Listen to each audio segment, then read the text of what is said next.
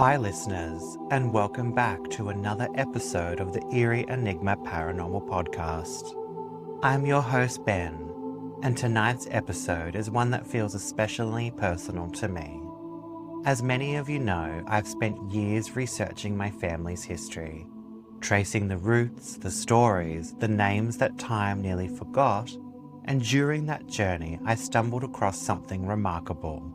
An ancestor of mine who was accused of being a witch. A woman whose name was whispered, not written. A woman whose power and persecution became a hidden thread in my bloodline. That discovery sparked a fire in me, a desire to understand where these stories come from and how they evolved, and why the figure of the witch still haunts and empowers so many of us today.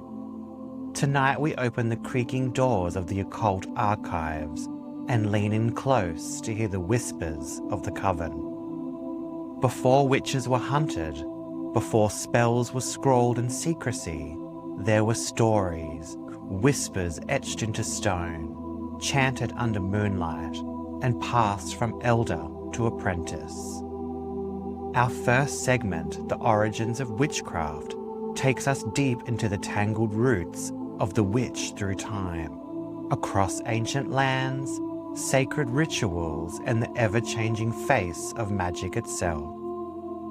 Long before witches were burned at the stake, before hexes were feared, and covens were whispered about under moonlight, there were stories, carved into stone, scrawled onto parchment, or passed down in hushed reverence. These stories were the first spells, echoes of power, mystery, and misunderstood wisdom.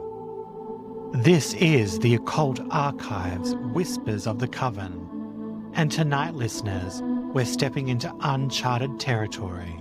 For the first time on the show, I'm joined by a very special guest for something truly extraordinary.